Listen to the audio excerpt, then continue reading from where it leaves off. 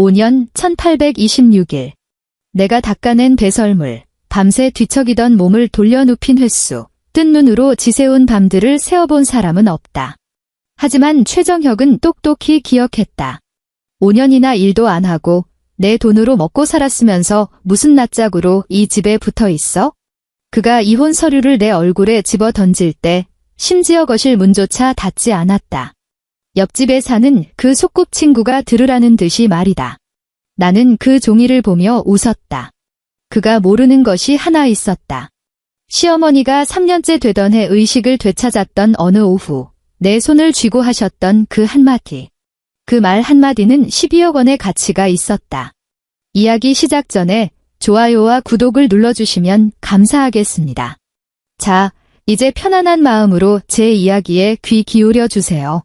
새벽 4시, 경기도 용인시의 한 아파트 욕실. 윤서연은 타일 바닥에 무릎을 꿇고 앉아 대야에 담긴 따뜻한 물에 수건을 적셨다. 물기가 뚝뚝 떨어지지 않을 때까지 꽉 짠 뒤에야 조심스럽게 시어머니 김순자의 등 위로 수건을 덮었다. 수증기가 거울을 타고 오르고 환풍기는 미세한 웅웅거림을 냈다. 반쯤 열린 욕실문 너머 거실은 불이 꺼져 캄캄했고 시어머니 방에 놓인 환자용 침대의 수면등만이 희미하게 빛나고 있었다. 김순자의 왼쪽 어깨는 뻣뻣하게 기울어져 있었고 좌반신은 아무런 반응이 없었으며 휠체어 팔걸이 옆으로 툭 떨어져 있는 오른손은 손끝이 하얗게 질려 있었다. 윤서연은 한 손으로 시어머니의 겨드랑이를 받치고 다른 한 손으로는 척추를 따라 아래로 닦아내렸다. 힘을 줄 수는 없었다. 오랜 와상 생활로 인해 피부가 너무 얇아져 조금만 스쳐도 상처가 날 것 같았다. 그렇다고 너무 느릿하게 움직일 수도 없었다. 아무리 욕실에 온풍기를 틀어놓았다 한들 한겨울에 상반신을 벗고 있는 노인은 금세 몸을 떨기 마련이니까. 어머니, 조금만 참으세요. 윤서연이 낮게 속삭였다. 금방 끝나요. 김순자는 눈을 반쯤 뜬 채였지만 동공에는 초점이 없었다. 4년 7개월 전 뇌출혈로 쓰러진 이후 시어머니의 몸은 이 집에 남겨졌지만 목소리는 누군가 앗아간 것만 같았다. 대소변 실금, 좌반신 완전 마비, 연하 곤란. 밤마다 뒤척일 때면 누군가의 도움이 필요했고 위생패드는 수시로 갈아주어야 했다. 윤서연도 처음에는 날짜를 세었다. 하지만 나중에는 세지 않았다. 며칠째인지 센다 한들 침대 시트는 여전히 빨아야 했고 재활요양병원은 여전히 가야 했으며 새벽에는 여전히 일어나야 했으니까. 그녀의 무릎에는 세 겹의 파스가 붙어 있었다. 맨 밑에 붙인 것은 오래되어 가장자리가 말려 올라갔고 중간에 붙인 것은 어제 붙여 아직 파스 냄새가 났으며 맨 위에 붙인 것은 한밤중에 위생패드를 갈다가 무릎을 삐끗하는 바람에 임시로 꾹 눌러 붙인 것이었다. 너무 오래 쪼그려 앉아있던 탓에 무릎 관절에서 바늘로 찌르는 듯한 통증이 올라왔다. 오랜 시간 위생패드를 비벼 빨고 수건을 짜고 무거운 몸을 들어 올리느라 손가락 관절도 예전처럼 가늘고 곧지 않았다. 마디마디가 부어올라 주먹을 쥘 때면 뻐근하게 걸리는 느낌이 났다. 세면대 옆에 올려둔 스마트폰 화면이 반짝였다. 윤서연이 고개를 돌려 화면을 쳐다보았다. 남편 최정혁에게서 온 메시지는 단 한 줄이었다. 내일 회사 회식이라 늦어. 시간은 새벽 3시 58분. 그녀는 그 메시지를 보며 잠시 손놀림을 멈췄다. 이내 스마트폰 화면을 뒤집어 엎어두고는 다시 대야 속으로 수건을 집어넣었다. 어머니, 등 쪽이 조금 붉어졌네요. 윤서연이 한결 더 부드러운 목소리로 말했다. 내일 병원 가면 간호사 선생님한테 한 번 더 봐달라고 할게요. 김순자는 대답이 없었다. 그저 목구멍 안쪽에서 아주 얕은 숨소리만이 새어나올 뿐이었다. 마치 아주 먼 곳에서 새어나오는 소리 같았다. 윤서연은 시어머니의 몸에 물기를 닦아내고 부드러운 속옷과 잠옷으로 갈아입혔다. 그리고 2장의 목욕 수건을 덧대어 깔고는 휠체어에서 환자용 침대로 몸을 옮겼다. 너무나도 많이 반복해온 동작이었다. 먼저 허리를 알맞은 각도로 굽히고 어깨로 시어머니의 체중을 버틴 다음 오른발을 뒤로 뻗어 지탱해야 했다. 예전에는 남편을 불러 거들어달라고 했었지만 남편은 다음 날 출근해야 하는데 잠을 설치면 회사에서 실수한다고 짜증을 냈다. 그 뒤로는 부르지 않았다. 환자용 침대 난간이 찰칵하고 채워졌을 때도 밖은 여전히 어두웠다. 윤서연은 침대 가장자리에 앉아 시어머니의 오른손을 이불 속으로 넣어주었다. 그 손은 한때 김치를 담그고 아들의 목도리를 짜고 제삿날이면 주방을 빈틈없이 지휘하던 손이었다. 하지만 지금은 손등 위로 푸른 핏줄만 툭 붉어져 있었고 손톱은 윤서연이 아주 짧게 깎아놓은 상태였다. 주무세요. 어머니 윤서연이 말했다. 자리에서 일어날 때 무릎이 곧바로 펴지지 않았다. 침대 모서리를 짚고 몇 초간 숨을 고른 뒤에야 그녀는 슬리퍼를 질끌 끌며 욕실로 향해 대야에 남은 탁한 물을 쏟아버렸다. 아침 9시 반, 윤서연은 김순자가 탄 휠체어를 밀고 근처 재활요양병원으로 나섰다. 엘리베이터 안에는 난방이 되고 있었지만 1층 로비에서 밀려 들어오는 찬바람까지 막아주진 못했다. 윤서연은 시어머니의 무릎 위에 담요를 덮어주고 자신이 두르고 있던 목도리를 풀어 시어머니의 목에 둘러주었다. 그녀가 입고 있는 패딩 점퍼는 벌써 몇 년째 입은 것이라 소매 끝에 보풀이 일어 있었고 지퍼 옆에는 아무리 빨아도 지워지지 않는 얼룩이 조그맣게 남아 있었다. 재활병원은 아파트 단지 뒤쪽으로 2블록 떨어진 곳에 있었다. 겨울철 오르막길은 군데군데 얼어붙어 있어 윤서연은 휠체어를 밀며 걸음을 서두르지 못했다. 바퀴가 움푹 파인 아스팔트를 지날 때마다 김순자의 몸이 가볍게 흔들렸다. 윤서연은 그럴 때마다 즉시 걸음을 멈추고 허리를 숙여 시어머니의 발이 발판에서 미끄러지지 않았는지 확인했다. 괜찮아요, 어머니. 다 왔어요. 병원 복도에서는 소독약 냄새와 노인들의 몸에서 나는 파스 냄새가 뒤섞여 났다. 친구실 밖에는 휠체어 몇 대가 줄지어 서 있었고 보호자들은 플라스틱 의자에 앉아 스마트폰만 들여다보고 있었다. 윤서연이 대기표를 뽑고 휠체어를 벽 쪽으로 밀어놓자마자 누군가 그녀를 불렀다. 아이고, 서연 씨. 같은 아파트 단지에 사는 박 여사가 정수기 옆에 종이컵을 든 채 서 있었다. 그녀의 남편도 얼마 전 무릎 수술을 받아 병원에 자주 드나드는 참이었다. 박 여사는 윤서연의 보풀 일어난 패딩부터 색이 바랜 운동화까지 위아래로 훑어보더니 아주 친근하다는 듯이 웃어 보였다. 아이고, 또 어머니 모시고 치료받으러 왔네. 고생이 참 많아. 윤서연은 가볍게 허리를 굽혀 인사했다. 안녕하세요.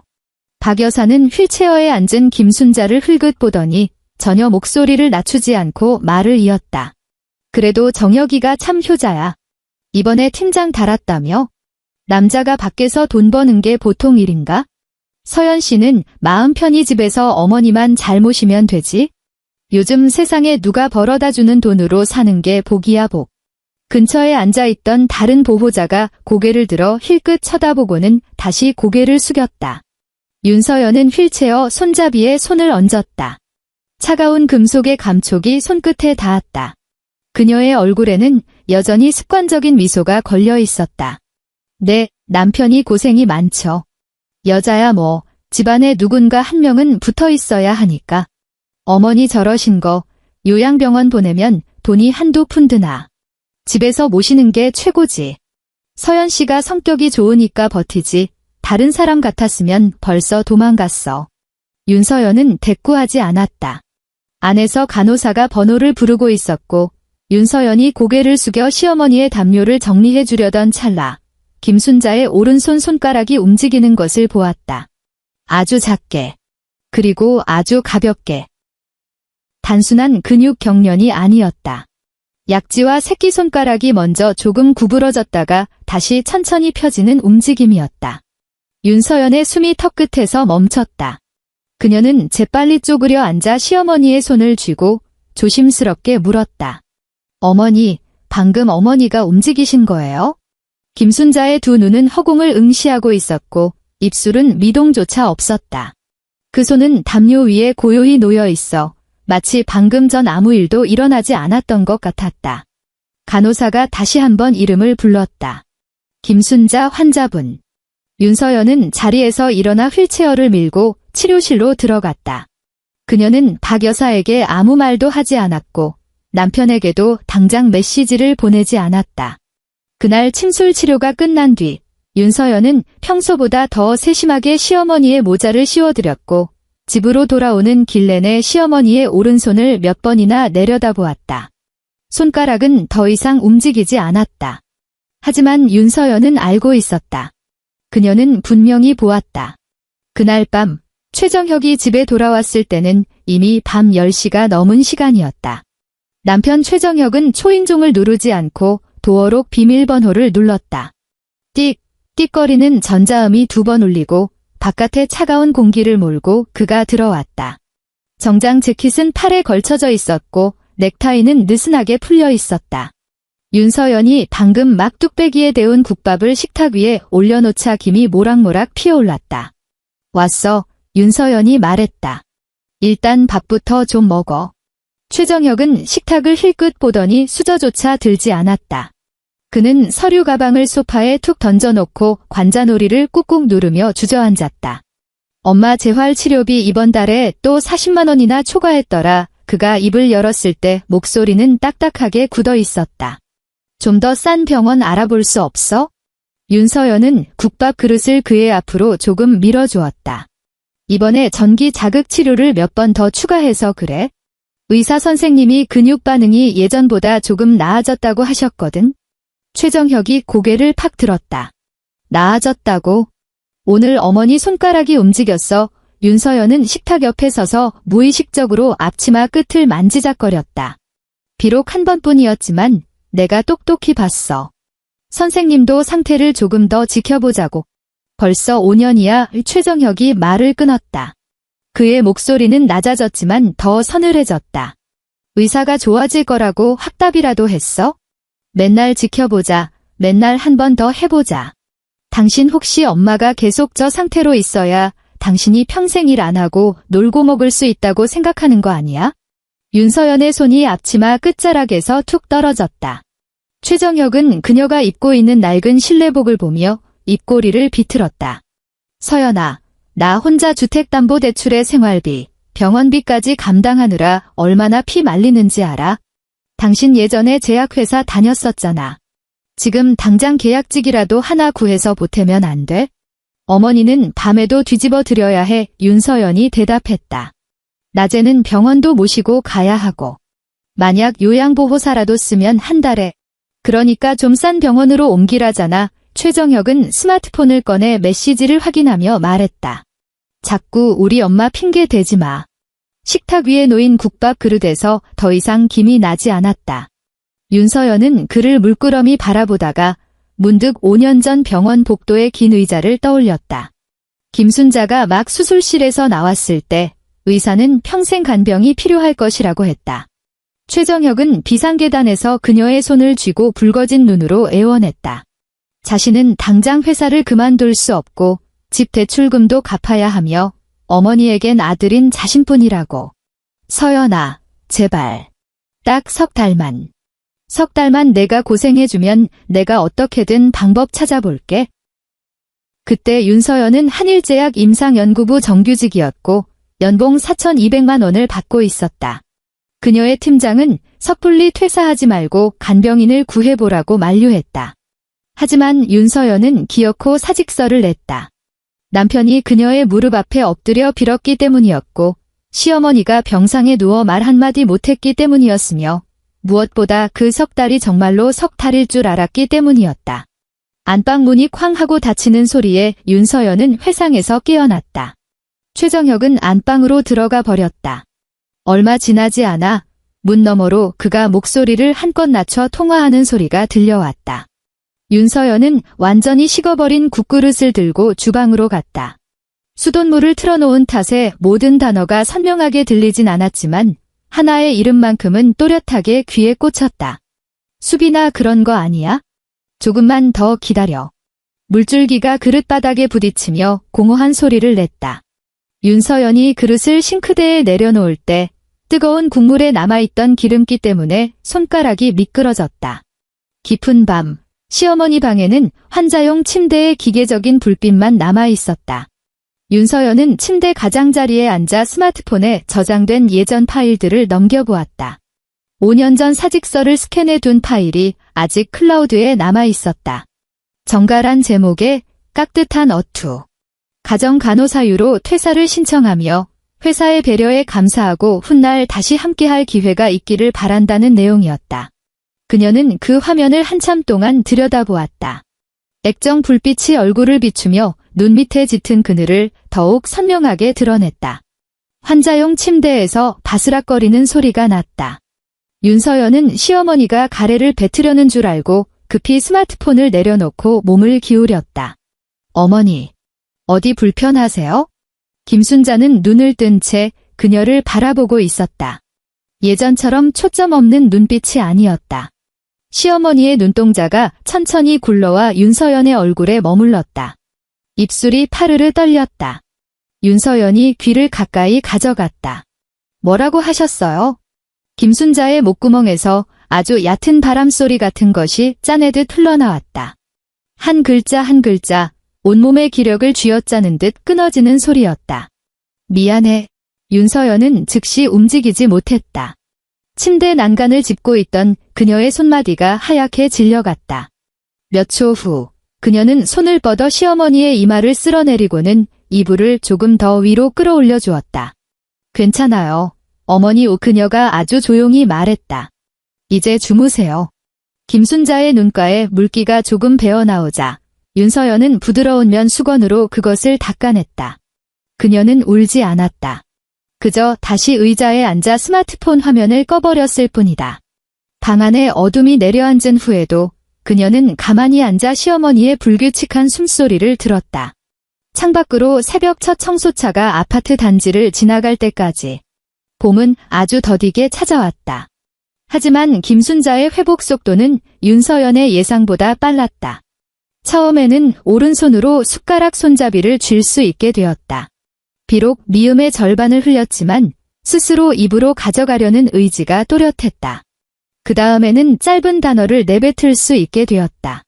물, 아파, 추워 같은 말들이었다. 나중에는 윤서연이 병원 예약 날짜를 읽어줄 때면 미간을 찌푸리며 날짜가 틀렸다고 지적할 수 있을 정도가 되었다. 윤서연은 이 변화를 주변 사람들에게 함부로 알리지 않았다. 오직 재활 담당 의사에게만 알리고 꼼꼼하게 기록을 남겼다. 남편 최정혁에게도 모든 사실을 말하지 않았다. 최정혁이 집에 올 때마다 김순자가 꼭 두 눈을 감아버린다는 것을 윤서연이 곧 알아차렸기 때문이다. 어느 주말 오후 최정혁이 거실에서 통화를 하고 있었다.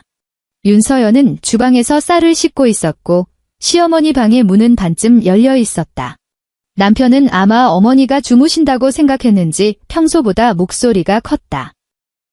수빈아, 조금만 기다려. 남편은 소파에 기대어 앉은 채 달래는 듯하면서도 짜증이 섞인 말투로 말했다. 엄마 돌아가시면 논현동 그 아파트 팔 수 있잖아.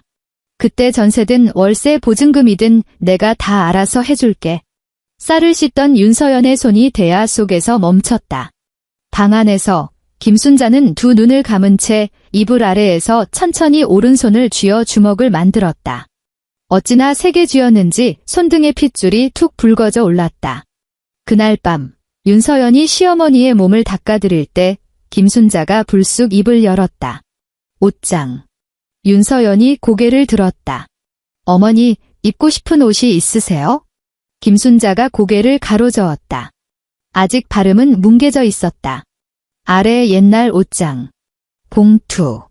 시어머니의 낡은 옷장은 다용도실에 있었다. 그 안에는 예전에 입던 한복이나 겨울 이불 등 자주 쓰지 않는 물건들이 들어 있었다. 윤서연은 다음 날 오전에 시어머니가 잠에서 깬 것을 확인하고 옷장 맨 아래 칸에 있던 상자를 꺼냈다. 상자에서는 방충제 냄새와 오랫동안 열지 않은 퀴퀴한 옷감 냄새가 났다. 낡은 목도리 무더기 아래에서 짐작하던 서류 봉투 하나가 나왔다. 입구는 풀로 밀봉되지 않은 채 얇은 끈으로 두 바퀴 감겨 있을 뿐이었다. 봉투를 푸는 윤서연의 손가락 끝에 뽀얗게 먼지가 묻어났다. 봉투 안에는 서류 한 부가 들어있었고 종이는 이미 여러 번 접혔다 펴진 자국이 선명했다. 제목은 증여계약서. 시선을 밑으로 내리자 서울 강남구 논현동 아파트의 주소가 또렷하게 적혀 있었다. 증여자 김순자, 수증자 윤서연. 날짜는 3년 전 시어머니가 의식을 되찾고 석 달째 되던 달이었다. 다용도실 문 앞에 선 윤서연은 자신의 숨이 얕아지는 것을 느꼈다.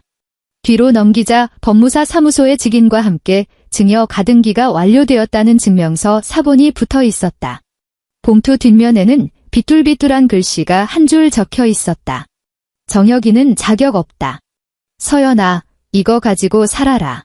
그 글씨는 아주 천천히 힘이 없는 손으로 한 획 한 획 억지로 밀어 쓰듯 적혀 있었다. 윤서연은 그 봉투를 뒤집고 또 뒤집어 보았다. 손끝이 파르르 떨리기 시작했다. 그녀는 주저앉지도 시어머니를 부르지도 않았다. 베란다에서 세탁기 종료 알림음이 울릴 때까지 그저 그 자리에 가만히 서 있다가 마치 그 소리에 정신을 차린 사람처럼 서류를 다시 봉투에 집어넣었다. 오후에 시어머니를 재활병원 치료실로 모신 뒤 윤서연은 홀로 강남의 한 변호사 사무실을 찾았다. 법무사의 소개로 찾아간 이 변호사의 사무실은 고층 빌딩 안에 있었고 창밖으로는 빼곡한 찻길이 내려다 보였다. 윤서연이 서류를 내밀었을 때 이 변호사는 별다른 질문 없이 안경을 고쳐 쓰고 한 장씩 꼼꼼히 살폈다. 증여 가등기는 이미 완료된 상태군요. 이 변호사가 말했다. 형식적으로는 아무 문제가 없습니다. 김순자 여사님 본인이 취소하지 않는 한 아들이 자신이 상속인이라는 이유만으로 어머니의 개인 재산 처분에 관여할 수는 없습니다. 윤서연은 두 손을 무릎 위에 다소곳이 모으고 물었다. 만약 남편이 동의하지 않는다면요? 이 변호사가 고개를 들어 그녀를 보았다. 이건 김순자 여사님의 고유 재산이지 부부 공동 재산도 아니고 최 선생님의 재산도 아닙니다. 남편에게는 동의할 권한 자체가 없어요. 윤서연은 작게 고개를 끄덕였다. 이 변호사가 덧붙였다. 하지만 한 가지 주의할 점이 있습니다. 만약 김순자 여사님이 돌아가신 후에 이 문제를 처리하게 되면 최 선생님 측에서 유류분 반환 청구를 할 가능성이 높습니다. 증여 대상이나 간병관계, 시기 등 방어할 만한 정황 증거는 있지만 과정이 아주 피곤해질 겁니다. 가장 좋은 방법은 김 여사님이 의식이 또렷하실 때 정식으로 명예 이전을 완료하는 겁니다.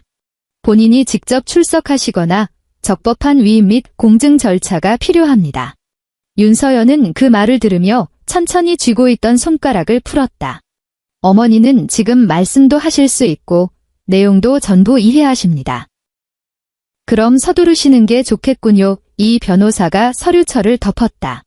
그리고 서류들은 집에 두지 마십시오. 최소한 최 선생님의 손이 닿지 않는 곳에 보관해야 합니다. 변호사 사무실에서 나온 윤서연은 곧장 용인으로 돌아가지 않았다. 1층 로비 벤치에 앉아 스마트폰을 꺼내 재활병원에 전화를 걸어 시어머니의 치료 종료 시간을 확인했다. 평소와 전혀 다를 바 없는 목소리였다. 통화를 마친 뒤 그녀는 서류 봉투를 가방 맨 안쪽에 찔러 넣고 지하철을 탔다. 병원 내에 있는 물품 보관함에서 가장 작은 칸 하나를 대여해 서류를 넣고 단단히 자물쇠를 채웠다. 열쇠를 손바닥에 꽉 쥐자 뾰족한 통증이 느껴졌다. 그녀는 잠시 그 열쇠를 내려다보다가 지갑 깊숙한 안주머니에 찔러 넣었다. 최정혁의 귀가가 늦어지는 날이 갈수록 잦아졌다. 그의 몸에서는 가끔 옅은 향수 냄새가 났는데 윤서연이 쓰던 향이 아니었다. 정장 주머니에서는 주차권이나 레스토랑 영수증이 불쑥불쑥 떨어지곤 했다. 어느 날 빨래를 하기 전 주머니를 확인하던 윤서연은 청담동의 한 고급 레스토랑 영수증을 발견했다. 2인 코스 요리, 결제 금액 47만 원. 불과 지난주에 재활치료비 40만 원이 초과되었다며 더 싼 병원으로 옮기자고 윽박지르던 그였다. 윤서연은 베란다 세탁기 앞에 서서 그 영수증을 한참 동안 노려보았다. 안방으로 뛰어들어가 따져 묻지도 않았고 영수증을 갈기갈기 찢어버리지도 않았다. 그저 스마트폰으로 영수증 사진을 찍어 암호가 걸린 비밀 앨범에 저장한 뒤 영수증을 다시 원래 주머니에 고이 접어 넣었을 뿐이다. 같은 주 목요일, 모르는 번호로 전화가 걸려왔다. 윤서연은 시어머니의 손톱을 깎아드리고 있던 참이었다. 스마트폰이 윙윙 울리자 김순자가 슬며시 눈을 떴다. 윤서연은 전화를 받아 스피커폰을 켰다가 곧바로 끄고는 귀에 가져다 댔다. 여보세요. 수화기 너머로 젊은 여자의 목소리가 들려왔다. 깍듯한 말투 속에는 애써 쥐어짠 듯한 꼿꼿함이 묻어 있었다. 최정혁 씨 부인 되시죠? 윤서연은 시어머니의 손가락을 바라보며 손톱깎기를 멈췄다. 네. 저 한수빈이라고 해요. 여자는 잠깐 말을 멈추더니 내뱉었다. 저 임신했어요. 8주 차예요. 정혁 오빠가 두 사람 곧 이혼할 거라고 하던데 사실인가요? 방 안은 쥐 죽은 듯 고요했다. 김순자가 천천히 고개를 돌려 윤서연을 바라보았다. 윤서연은 손톱깎이를 침대 협탁 위에 내려놓았다. 목소리는 높아지지도 낮아지지도 않았다. 축하드려요. 한수빈은 전혀 예상치 못한 대답에 당황했는지 수화기 너머로 몇 초간 정적이 흘렀다. 지금 무슨 뜻으로 하시는 말씀이에요? 저는 지금 어머니를 간병 중입니다. 윤서연이 대답했다. 더 하실 말씀이 있다면 최정혁 씨 본인에게 직접 하라고 전하세요. 그녀는 전화를 끊고 스마트폰 화면을 뒤집어 침대맡에 내려놓았다. 김순자가 불편한 오른손을 뻗어 윤서연의 손등을 더듬어 잡았다. 노인의 손바닥은 메말랐고 쥐는 힘도 턱없이 약했지만 손을 놓지 않았다. 서연아, 시어머니가 느릿느릿 말했다. 참지 마라. 윤서연은 그 손을 빤히 내려다보다가 한참 뒤에야 다시 손톱깎이를 집어들었다. 알고 있어요. 그녀가 말했다. 어머니, 손 움직이지 마세요. 다칠라. 토요일 오후, 최정혁이 모처럼 집에 있었다. 거실 커튼이 반쯤 젖혀져 있었고 겨울이 물러가고 봄이 찾아오는 길목의 햇살이 거실 탁자 위로 쏟아졌다. 윤서연은 주방에서 시어머니가 드실 죽을 끓이고 있었다. 미음 방울이 튀어 앞치마에 몇 개의 하얀 자국을 남겼다. 최정혁은 소파에 널브러져 앉아 있었다. 텔레비전은 무음으로 켜져 있었지만 그는 화면을 보지 않고 스마트폰만 들여다보고 있었다. 초인종이 울렸다. 택배 기사인 줄 알았던 윤서연이 손을 닦으며 나가려는데 최정혁이 먼저 몸을 일으켜 현관문을 열었다. 밖에는 아무도 없었고 문 앞에 서류 봉투 하나만 놓여 있었다. 그가 봉투를 들고 들어와 뜯어내더니 안에 든 종이를 끄집어냈다. 마치 이 순간만을 간절히 기다려왔다는 듯 탁자 위에 척하니 내려놓았다. 서연아, 최정혁이 불렀다. 윤서연은 가스불을 줄이고 주방 입구로 걸어 나왔다. 탁자 위에 놓인 서류 첫 줄에는 굵은 글씨로 기혼 협의서라고 적혀 있었다. 최정혁은 다리를 꼬고 앉아 이미 모든 결정이 끝난 통보를 전하듯 거만한 말투로 입을 열었다. 나도 참 오래 생각했어? 지난 5년 동안 너 먹여 살리고 우리 엄마까지 부양하느라 나 진짜 뼈 빠지게 고생했잖아. 너도 이제 37인데 지금이라도 어디 가서 일자리 구할 수 있을 때 나가서 살아. 윤서연은 그 서류를 물끄러미 바라볼 뿐 다가가지 않았다. 그녀가 잘못 들은 줄 알았는지 최정혁이 손가락으로 서류를 톡톡 쳤다. 아직 주택담보대출도 남아있어서 어차피 나눌 재산도 별로 없어. 재산 분할은 각자 명의 재산은 각자 소유하는 걸로 했고 위자료 같은 건 구차하니까 적지 말자. 우리 쿨하게 끝내는 거야? 내가 지난 5년 동안 돈 한 푼 안 번 거 내가 생활비 명목으로 물어내라고도 안 할 테니까. 주방에서 죽냄비가 보글보글 끓어오르며 뚜껑이 달그락거렸다. 윤서연은 뒤돌아서서 가스불을 끄고 행주로 뚜껑을 집어 한쪽으로 치워두었다. 손에 물기를 꼼꼼히 닦아낸 뒤 거실 탁자 앞으로 걸어와 협의서를 집어들었다. 재산 분할란에는 각자 명의 재산은 각자 소유함이라고 적혀 있었다. 위자료란에는 없음이었다. 시어머니 간병비에 대한 언급은 단 한 줄도 없었다. 그녀가 5년 전 회사를 그만둔 것, 밤을 새워 간병한 것, 재활치료를 쫓아다닌 시간에 대한 보상도 전혀 없었다. 최정혁은 소파 등받이에 기대어 혀를 찼다. 너 그런 표정 짓지 마, 서연아. 이 정도면 나도 진짜 의리 지킨 거야? 우리 엄마는 내가 요양원에 모실 테니까 이제 신경 안 써도 돼. 너 짐 싸서 나가면 내가 한 달치 생활비 정도는 보내줄게. 그게 내 마지막 배려다. 윤서연은 마지막 장으로 서류를 넘기고 탁자 위에 놓인 펜을 집어들었다. 최정혁의 표정이 멈칫했다. 그녀는 고개를 숙이고 자신의 이름을 서명했다. 윤서연, 세 글자는 아무런 망설임 없이 반듯하게 그어졌다. 서명을 마친 그녀는 펜 뚜껑을 닫고 협의서를 밀어주었다. 최정혁은 서명을 뚫어져라 쳐다보다가 2초쯤 지나서야 실소를 터뜨렸다. 너 생각보다 되게 쿨하다. 윤서연은 대답하지 않았다. 최정혁은 속이 후련해졌다는 듯 서류를 챙기며 말했다. 그럼 이번 주 안으로 짐 빼. 엄마는 내가 요양원 알아봐서 바로 모실 테니까. 너도 이제 병원비 내지 마. 어차피 요양원 가면 거기서 다 알아서 돌봐주는데 뭐 하러 돈을 써? 윤서연은 앞치마를 벗어 반듯하게 접은 뒤 소파 팔걸이 위에 올려놓았다. 최정혁이 그 모습을 보며 미간을 찌푸렸다. 지금 뭐 하는 거야? 어머니께 인사드리러 가려고. 그녀는 시어머니 방으로 들어갔다. 김순자는 깨어 있었고 밖에서 오가는 대화를 전부 다 들은 것이 분명했다. 노인의 눈가에는 눈물 자국이 선명했고 오른손은 이불자락을 꽉 움켜쥐고 있었다.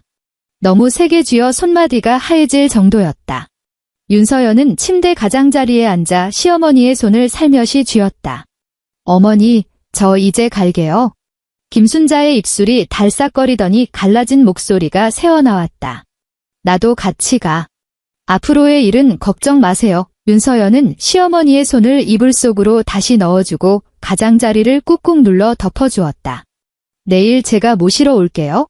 오늘은 정혁 씨한테 아무 말씀도 하지 마세요. 김순자는 그녀를 똑바로 바라보며 안간힘을 다해 고개를 한번 끄덕였다. 윤서연이 몸을 일으킬 때 문 밖에 서 있던 최정혁이 짜증스럽게 쏘아붙였다. 인사 다 끝났어. 엄마 쉬셔야지. 윤서연은 그를 쳐다보지도 않은 채 그의 곁을 스쳐 지나갔다. 다음 날 윤서연은 마포구 합정동에 있는 보증금 있는 월세 45만 원짜리 작은 원룸으로 이사했다. 방은 턱없이 좁았다. 침대 하나를 벽에 붙이고 창가에 접이식 책상 하나를 놓으니 캐리어를 세워두어야만 지나다닐 공간이 나왔다. 주방에는 가스레인지 화구가 하나뿐이었고 욕실은 몸을 돌릴 때마다 팔꿈치가 문에 부딪힐 정도로 비좁았다. 그녀의 짐이라고는 캐리어 2개가 전부였다. 옷가지 몇 벌, 신분증, 전공 서적 몇 권, 그리고 시어머니가 몰래 챙겨준 낡은 목도리 하나가 다였다. 용달 이사 기사가 물었다. 짐이 이게 다예요. 윤서연이 고개를 끄덕였다. 네. 기사가 상자를 다 내려놓고 간 뒤에도 그녀는 짐 정리를 서두르지 않았다. 침대 가장자리에 걸터앉아 머릿속으로 계획한 3가지 일을 순서대로 실행했다. 첫째, 구청에 가서 이혼 신고서를 제출했다. 담당 직원이 양측의 서명과 신분증을 확인하는 내내 매일 이런 얼굴들을 마주하는 사람 특유의 무덤덤한 표정이었다. 윤서연은 창고 앞에 앉아 프린터가 징징거리며 종이를 뱉어내는 소리를 들으며 왼손 약지 가락에 남은 반지 자국을 만지작거렸다. 간병에 방해되어 빼둔 지 오래였지만 그 자리에는 아직 몇 개 흔적이 남아있었다. 둘째, 은행에 들러 최정혁과 연결되어 있던 공동계좌 연동을 해지했다. 창구 직원이 공동관리 계좌를 정말 해지할 것인지 묻자 윤서연은 단호하게 네라고 대답했다. 화면에서 계좌 목록이 사라지는 것을 보았지만 가슴속에는 아무런 파동도 일지 않았다. 다만 업무를 마치고 은행 문을 나설 때 몇 초간 우두커니 서 있던 그녀는 자신이 더 이상 무의식적으로 어깨를 웅크리지 않고 있다는 사실을 깨달았다. 셋째, 강남의 이 변호사에게 전화를 걸었다. 변호사님, 이제 명예 이전 절차 밟아주셔도 될 것 같습니다. 수화기 너머로 서류 넘기는 소리가 작게 들려왔다. 이 변호사가 말했다. 김순자 여사님 본인이 출석하시거나 위임장 공증이 필요한데 여사님이 거동은 좀 하실 수 있습니까? 내일 제가 어머니 모시고 직접 가겠습니다. 윤서연이 대답했다. 최 선생님도 알고 계십니까? 윤서연은 창밖을 내다보았다. 합정동 골목 어귀로 유모차를 끄는 사람이 지나가고 커피숍 문이 열리며 풍경 소리가 찰랑거렸다. 알 필요 없습니다. 다음 날 오전, 윤서연은 용인의 아파트로 돌아갔다. 익숙하게 도어록 비밀번호를 누르려던 그녀의 손가락이 멈칫했다. 비밀번호는 그대로였다. 문이 열리고 들어간 거실에는 아무도 없었다. 신발장에는 최정혁의 구두가 빠져 있었다. 출근한 모양이었다. 시어머니 방문은 활짝 열려 있었고 방 안은 이미 반쯤 비워져 있었다. 침대 협탁 위에 있던 약통들은 종이 가방 안에 아무렇게나 처박혀 있었고 옷장 문은 열려 있었으며 위생 패드도 한 묶음 줄어 있었다. 협탁 위에는 요양원 홍보 책자 하나가 덩그러니 놓여 있었다. 표지에는 정원에서 활짝 웃고 있는 노인들의 사진과 함께 전문적인 돌봄, 안심하고 맡기세요라는 문구가 인쇄되어 있었다. 김순자는 환자용 침대에 꼿꼿이 앉아 이미 외투를 자기 옆으로 끌어다 놓은 상태였다. 윤서연을 보자 시어머니의 입술이 파르르 떨렸다. 왔구나. 네, 왔어요. 윤서연은 휠체어를 침대 옆으로 바짝 붙였다. 이제 나가요, 어머니. 그녀는 시어머니에게 외투를 입히는 동안 그 어느 날보다도 단단하고 침착하게 움직였다. 김순자는 1초라도 지체하면 요양원으로 끌려갈까 봐 두려운 듯 오른손으로 윤서연의 소매자락을 꽉 움켜쥐었다. 윤서연은 시어머니의 약과 신분증, 꼭 필요한 간병 용품만 챙겨 가방에 넣었다. 최 씨 집안의 물건은 단 하나도 건드리지 않았다. 문을 나서기 전 그녀는 마지막으로 그 방을 뒤돌아보았다. 환자용 침대는 여전히 그 자리에 있었고 매트리스에는 시어머니가 오랫동안 누워 지내며 생긴 얕은 굴곡이 남아 있었다. 창틀 위에는 매일 아침 시어머니에게 햇볕을 쬐어드릴 때 받쳐주던 작은 쿠션이 놓여 있었다. 그녀는 쿠션을 챙기지 않았다. 법무사 사무소는 강남의 한적한 건물에 있었다. 휠체어에 앉은 김순자는 오른손으로 힘겹게 펜을 쥐었다. 법무사가 서류를 한 장 한 장 넘기며 내용을 설명했고 그 내용을 정확히 이해했는지, 본인의 온전한 의지가 맞는지, 누구의 강요에 의한 것은 아닌지 거듭 물었다. 김순자가 고개를 빳빳이 들었다. 예전만큼 발음이 매끄럽진 않았지만 한 글자 한 글자 아주 분명하게 내뱉었다. 다 이해했습니다. 제 뜻입니다. 옆에 서 있던 윤서연은 시어머니 대신 섣불리 대답하지 않았다. 서명하는 데는 꽤 오랜 시간이 걸렸다.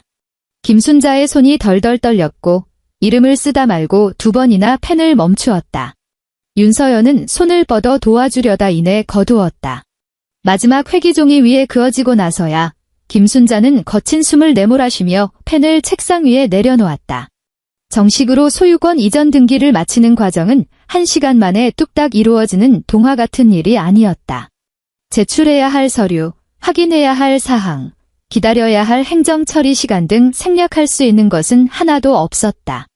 이 변호사와 법무사는 절차를 최대한 앞당겨 주었고 윤서연은 은행, 관공서, 병원을 몇 번이나 오가며 시어머니의 상태를 증빙했다. 며칠 뒤 드디어 등기 결과가 나왔고 논현동 아파트의 소유권자는 윤서연 3글자로 바뀌었다. 법무사 사무소를 나서던 날, 날씨는 눈부시게 맑았다. 건물 앞 오르막길에 휠체어를 세운 윤서연은 허리를 숙여 시어머니의 무릎 덮개를 단단히 여며주었다. 가로수를 가만히 응시하던 김순자가 불쑥 입을 열었다. 그 집 30년 전에 내 퇴직금 털어서 산 거다. 윤서연이 고개를 들었다. 시어머니의 목소리는 작았지만 일말의 망설임도 없었다. 정혁이 놈은 단 한 푼도 안 보탰어. 윤서연은 섣불리 위로의 말을 건네지 않았다. 그저 휠체어 뒤로 돌아가 손잡이를 꽉 움켜쥐었을 뿐이다. 어머니, 우리 이제 집에 가요. 이혼 후 사흘째 되던 날, 최정혁은 요양원으로부터 전화를 받았다. 최정혁 보호자님 맞으신가요? 김순자 어르신 입소 보증금이 아직 입금되지 않아서 연락드렸습니다. 수화기 너머의 직원은 사무적인 어투였다. 3일 이내에 1,200만 원을 입금해주지 않으시면 입소 수속을 밟을 수가 없습니다. 회사 주차장 차 안에 앉아있던 최정혁은 전날 마신 술 때문에 아직도 머리가 지끈거렸다. 그는 신경질적으로 콧대를 꼬집으며 대꾸했다. 알겠습니다. 이따가 처리할게요. 전화를 끊고 그는 조수석에 스마트폰을 집어 던졌다. 1,200만 원 요양원월 비용에 청담동 오피스텔 보증금, 한수빈의 산부인과 진료비, 그리고 집 대출금까지. 그는 모든 계획을 완벽하게 세워두었었다. 이혼하고 어머니는 요양원에 보내고 어머니 상태가 악화되어 돌아가시고 나면 논현동 그 아파트는 당연히 자신의 몫이 될 터였다. 팔든 담보대출을 받든 돈 나올 구멍은 충분했다. 심지어 한수빈에게는 이미 청담동에 봐둔 집이 있으니 곧 보증금을 내주겠다고 큰 소리까지 쳐둔 상태였다. 최정혁은 다시 스마트폰을 집어들고 부동산 등기부등본 열람 앱을 켰다. 주소를 입력하고 로딩 화면을 기다렸다. 차창 밖으로 동료들이 웃으며 지나가는 모습이 보였다. 화면을 노려보던 그의 미간이 서서히 일그러졌다. 소유권자란에는 이렇게 적혀 있었다. 윤서연. 그는 통신망 오류인 줄 알고 새로 고침을 눌렀다. 여전히 윤서연이었다. 앱을 껐다가 다시 켜고 검색해봐도 윤서연이었다. 최정혁은 손끝이 저릿해지는 것을 느꼈다. 다급하게 윤서연의 번호를 눌렀다. 첫 번째 통화, 신호음만 가다 끊겼다. 두 번째, 끝까지 울리다 끊어졌다. 세 번째, 곧바로 음성 사서함으로 넘어갔다. 그는 스마트폰이 뜨거워질 때까지 미친 듯이 전화를 걸었다. 99번째 통화 연결음이 끊어졌을 때 그는 스마트폰을 운전대에 신경질적으로 내리쳤다. 빵! 하고 짧은 경적 소리가 울리자 주차장에 있던 사람들이 깜짝 놀라 뒤돌아보았다. 그날 퇴근 직후 최정혁은 마폭으로 미친 듯이 차를 몰았다. 윤서연이 사는 원룸 건물의 복도는 좁고 형광등 불빛은 차가웠다. 건물 1층 관리실에서는 입주민 정보를 알려줄 수 없다고 했고 그는 꼭대기 층부터 미친 듯이 문을 두드리며 내려왔다. 마침내 그녀의 집 현관 앞에 서서 초인종을 눌렀다. 여러 번 눌러도 안에서는 인기척 하나 없었다. 서연아, 최정혁이 문에 이마를 대고 억눌린 목소리로 불렀다. 문 좀 열어봐. 우리 얘기 좀 하자. 아무 대답이 없었다. 그렇게 20분 넘게 초인종을 누르자 복도 센서 등이 꺼졌다 켜지기를 반복했다. 참다 못한 옆집 문이 덜컥 열리더니 중년 남자가 고개를 쑥 내밀며 신경질적으로 쏘아붙였다. 여기 댁집도 아닌데 그만 좀 누르셔. 시끄러워 죽겠네. 최정혁이 억지로 입꼬리를 올리며 변명했다. 저 이 사람 남편입니다. 이웃의 눈빛은 더욱 싸늘해졌다. 그쪽이 남편인데 문을 안 열어주는 거면 이유가 있겠지. 문이 쾅 닫혔다. 최정혁은 복도 바닥에 주저앉아 윤서연에게 미친 듯이 메시지를 보냈다. 그거 우리 엄마 집이잖아. 내가 어떻게 이래? 서연아, 제발 부탁이야. 우리 얼굴 보고 얘기 좀 하자. 집만 다시 돌려주면 내가 해달라는 조건 다 들어줄게. 너 우리 엄마 재산 이렇게 빼돌리면 안 돼? 우리 아직 서류 정리 완벽하게 안 끝났잖아. 너 이러고도 고소 안 당할 줄 알아? 17통의 메시지. 전부 질금 표시가 떴지만 답장은 없었다. 복도 끝 비상구 틈새로 찬바람이 쌩쌩 불어 들어왔다. 자리에서 벌떡 일어난 최정혁은 화를 참지 못하고 현관문을 발로 걷어차려다 방금 전 옆집 남자의 서늘한 눈빛이 떠올라 억지로 다리를 내렸다. 벽에 등을 기댄 채 그는 한수빈에게 전화를 걸었다. 신호음이 한참 울린 뒤에야 전화를 받았다. 정혁 오빠, 계약금은 언제 보낼 거야? 수화기 너머로는 시끌벅적한 카페 음악 소리가 흘러나왔다. 내가 말했지? 청담동 오피스텔 거기 다른 사람들도 눈독 들이고 있다고. 오빠가 자꾸 미루면 나배 불러서 이사도 못해. 최정혁이 질끈 눈을 감았다. 수빈아, 조금만 더 기다려야 할 것 같아. 수화기 너머로 5초간 무거운 정적이 흘렀다. 한수빈이 코웃음을 치며 얼음장같이 차가운 목소리로 쏘아붙였다. 최정혁 씨, 설마 돈 없는 건 아니지? 아니야. 그런 게 아니라 우리 엄마 집 쪽에 문제가 좀 생겨서 그 집 오빠 거 확실하다며 한수빈이 신경질적으로 말을 끊었다. 이혼 도장만 찍으면 바로 돈 나온다며? 최정혁이 스마트폰을 부서져라 꽉 쥐었다. 시간을 조금만 줘. 내가 준 시간이 얼만데 그래? 임신 8주 때도 기다리라고 하더니 배가 더 불러와도 기다리라고? 정혁 오빠, 나 자선 사업가 아니야? 전화가 뚝 끊어졌다. 최정혁은 캄캄한 복도에 우두커니 서서 굳어버린 스마트폰 화면만 멍하니 내려다보았다.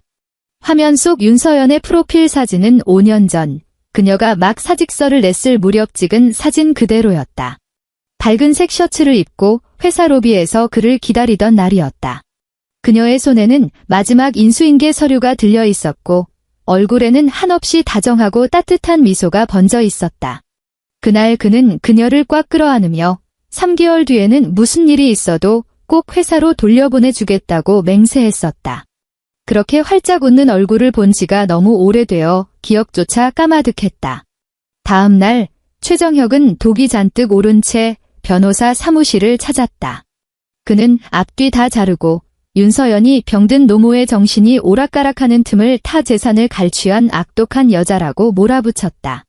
하지만 변호사는 무덤덤하게 듣고 나서는 등기 서류와 김순자 여사의 진단 기록부터 요구했다.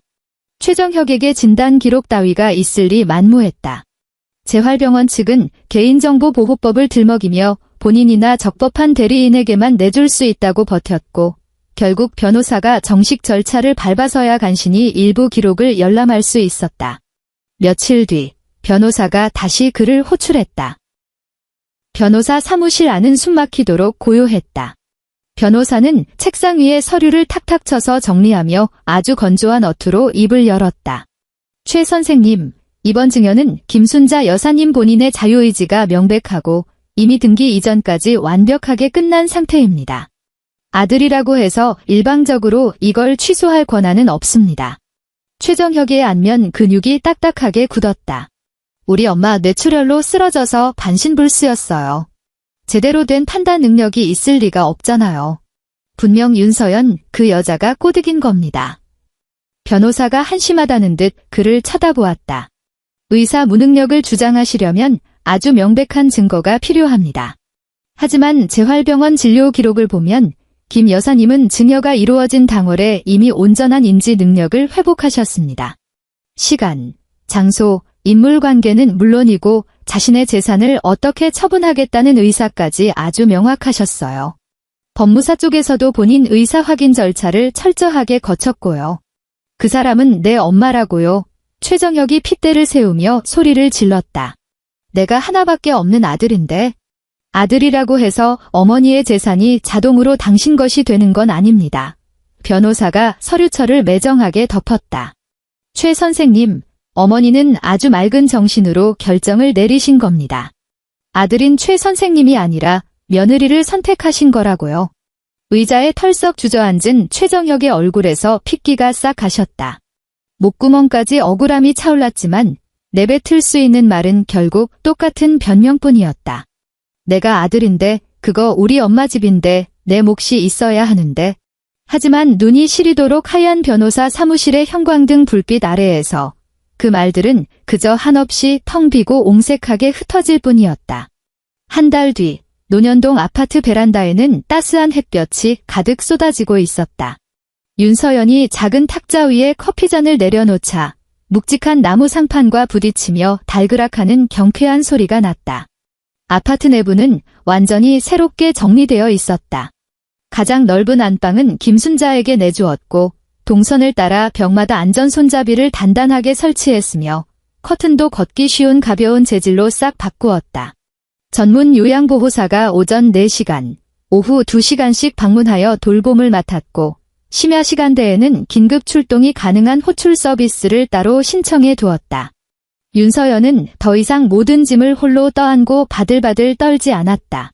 김순자는 휠체어에 앉아 오른손으로 큰 활자로 인쇄된 책을 넘기고 있었다. 책장을 넘기는 동작은 여전히 느릿느릿했지만 끝내 제 힘으로 한 페이지를 넘겼다. 햇살이 그녀의 손등 위로 떨어지며 자글자글한 주름을 환하게 비추었다. 서연아, 시어머니가 고개를 들었다. 커피 식는다. 윤서연이 빙긋 웃으며 잔을 들어 한 모금 마셨다. 온도가 딱 좋네요. 그때 스마트폰이 울렸다. 모르는 번호가 뜬 것을 확인하고 그녀가 전화를 받았다. 여보세요? 윤서연 선생님 되십니까? 여기는 헤드헌팅 업체입니다. 선생님 이력서를 확인하고 연락드렸는데요. 현재 한바이오 제약회사에서 임상연구 총괄 임원급 자리를 구하고 있어서요. 면접을 한번 제안하고 싶습니다. 베란다 문가에 기대선 윤서연의 손가락이 찻잔 가장자리를 가볍게 톡톡 두드렸다. 수화기 너머의 목소리가 이어졌다. 한일제약 임상연구부에서 근무하셨던 경력은 확인했습니다. 비록 5년간의 공백기가 있기는 하지만 그 기간 동안 뇌출혈로 마비가 온 환자를 전담 간병하셨더군요. 환자 관리, 재활 치료 프로세스, 그리고 의료진과의 소통 경험이 아주 생생하게 녹아있을 거라 판단했습니다. 상대 기업 측에서도 이 부분을 오히려 굉장한 가점 요소로 보고 있습니다. 연봉 조건은 대략 8천만 원 선에서 논의될 예정이고 구체적인 조건은 면접에서 조율하시면 됩니다. 윤서연은 섣불리 대답하지 않았다. 거실에서는 요양보호사가 시간에 맞춰 약통을 분류하고 있었고 김순자는 책장이 잘 넘어가지 않는지 미간을 찌푸리며 다시 한번 손끝에 힘을 주고 있었다. 윤 선생님, 면접 참석 가능하실까요? 수화기 너머에서 재차 물었다.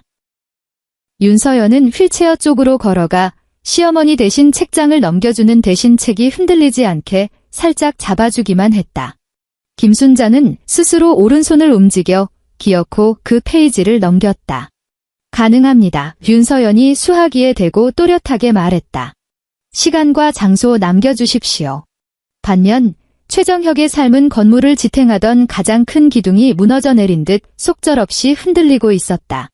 그는 요양원으로 어머니를 찾아갔지만 기록을 뒤적이던 직원은 보호자로 등록된 딸이 이미 퇴소 수속을 받고 모셔갔다고 통보했다.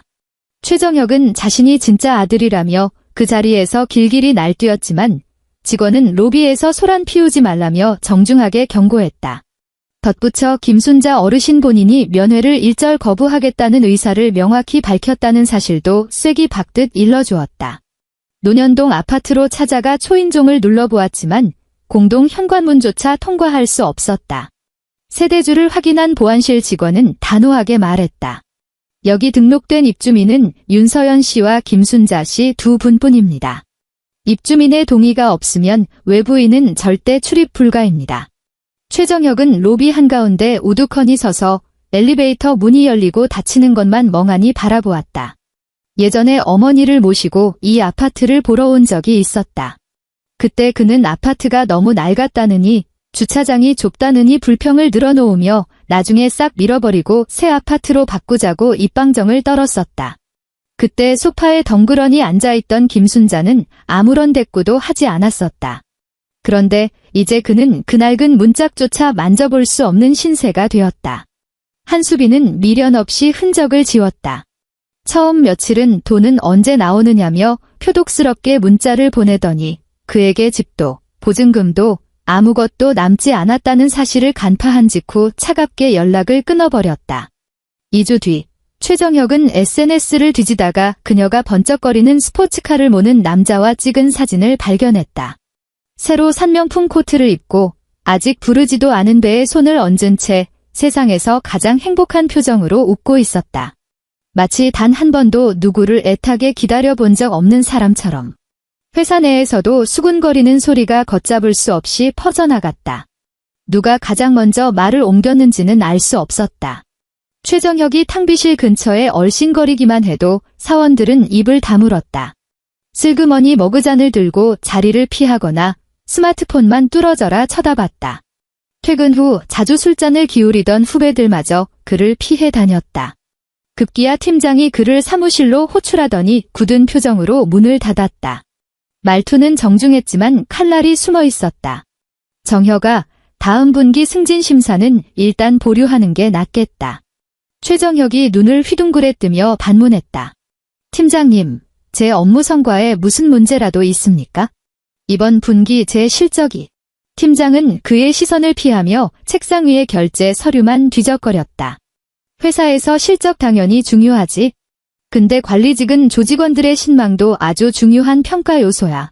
요새 너에 대해서 회사 게시판 블라인드나 직원들 사이에 도는 흉흉한 소문들. 나도 듣고 윗선에서도 다 안다. 일단 내 개인적인 가정사부터 깔끔하게 정리하고 와. 최정혁이 패잔병처럼 사무실을 빠져나올 때 탕비실 구석에서 억눌린 목소리가 새어나왔다. 야, 지 애미 전신 마비된 거 5년이나 똥오줌 받아낸 조강지처를 내쫓았대잖아. 다른 목소리가 맞장구를 쳤다. 미친 거 아니냐? 심지어 그 여자 완전 맨몸으로 쫓겨났대. 지는 밖에서 딴 여자랑 살림 차려놓고. 완전 쓰레기지.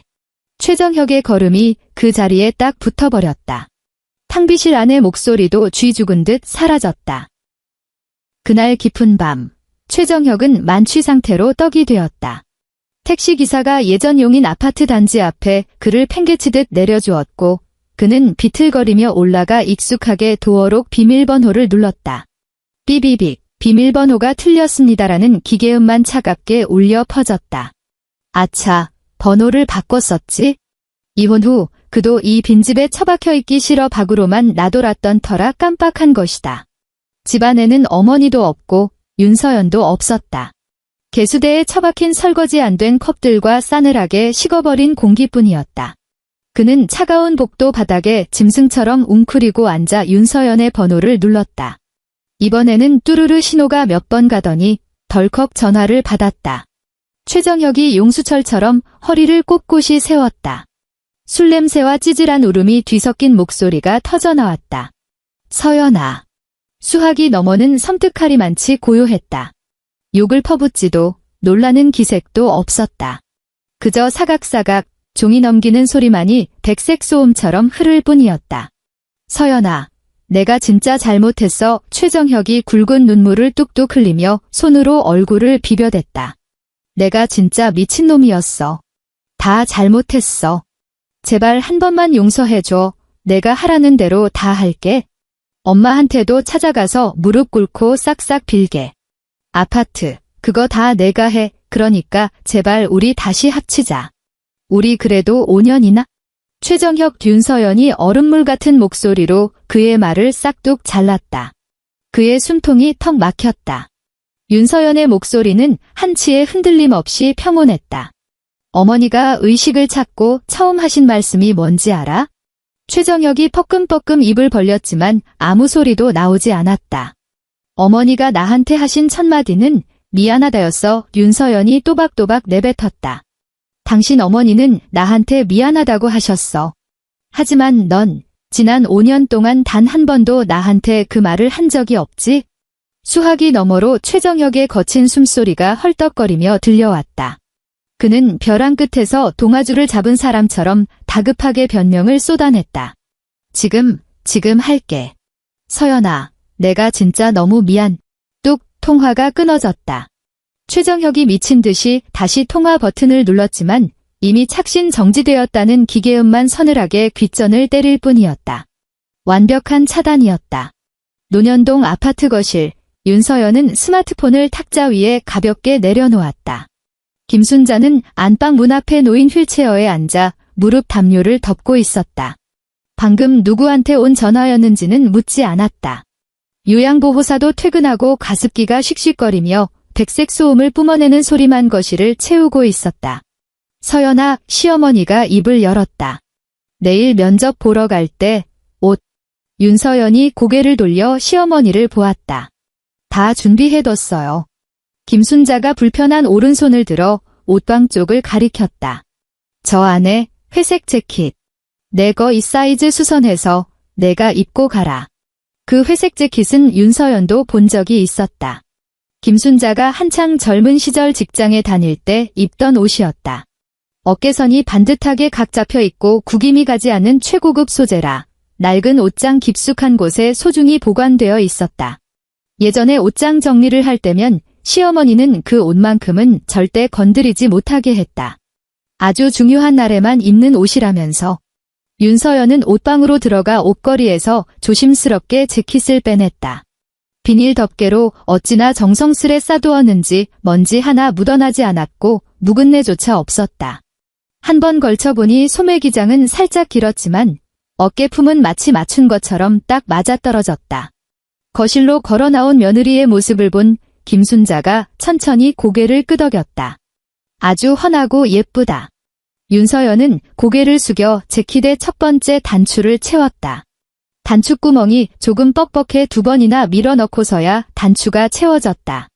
거실 조명이 빳빳한 회색 재킷 위로 부서져 내렸고 그녀의 텅 빈 왼손 약지 위로도 내려앉았다. 결혼 반지가 남겼던 그 자국은 이제 자세히 들여다보지 않으면 알 수 없을 정도로 희미해져 있었다. 다음 날 아침, 면접을 보러 나가기 전 윤서연은 식탁 왼편에 김순자의 요일별 약통을 가지런히 놓아두고 오른편에는 요양보호사가 확인해야 할 인수인계 수첩을 펼쳐두었다. 김순자는 식탁 상석 옆자리에 휠체어를 대고 앉아 혼자서 숟가락으로 죽을 떠먹고 있었다. 손놀림은 여전히 아슬아슬했고 숟가락 위에서 죽이 위태롭게 출렁였지만 밖으로 한 방울도 흘리지 않았다. 윤서연은 회색 재킷을 단정하게 갖춰 입고 현관으로 걸어가 구두를 신었다. 서연아, 김순자가 등 뒤에서 불렀다. 윤서연이 뒤를 돌아보았다. 시어머니는 숟가락을 내려놓고 오른손으로 식탁 모서리를 짚으며 꼿꼿하게 허리를 세웠다. 오늘 면접 잘 보고 일찍 들어와라. 저녁은 여기서 먹자. 네, 윤서연이 활짝 웃으며 대답했다. 일찍 들어와서 제가 시원한 소고기 무국 끓일게요. 김순자가 미간을 팍 찌푸렸다. 내가 왜 끓이냐? 요양보호사 선생님한테 부탁할 거다. 넌 면접 보느라 피곤할 테니 들어오면 가만히 앉아서 밥만 먹어. 현관 앞에 선 윤서연은 손잡이를 잡은 채 한참을 서 있었다. 밤새 3번이나 몸을 뒤집어 주어야 했고 가래 끓는 소리를 내며 말 한마디 제대로 못하던 노인. 그 노인이 숟가락을 고쳐쥐고 느릿하지만 억척스럽게 밥을 떠먹는 뒷모습을 가만히 눈에 담았다. 찰칵 도어록이 열리는 소리가 났다. 하지만 윤서연은 곧장 밖으로 나서지 않았다. 다시 식탁 쪽으로 걸어와 펼쳐진 인수인계 수첩을 김순자 앞으로 조금 더 가까이 밀어주었다. 그리고 펜의 뚜껑을 열어 수첩 위에 나란히 올려놓았다. 어머니, 이따 점심 드시고 약 다 챙겨 드시면 꼭 요 앞 칸에 동그라미 치셔야 해요. 아셨죠? 그녀가 다정하게 말했다. 김순자는 말없이 인수인계 수첩을 내려다보더니 오른손으로 펜을 꽉 움켜쥐었다. 그리고 아주 천천히 첫 번째 칸 옆에 삐뚤빼뚤하지만 선명한 동그라미 하나를 그려 넣었다. 윤서연은 그 삐뚤어진 동그라미를 보며 환하게 미소 짓고는 다시 현관으로 발걸음을 돌렸다. 이번에는 등 뒤에서 철컥하고 현관문이 닫혔을 때 집안에서 그녀를 다시 불러 세우는 목소리는 들리지 않았다. 엔드.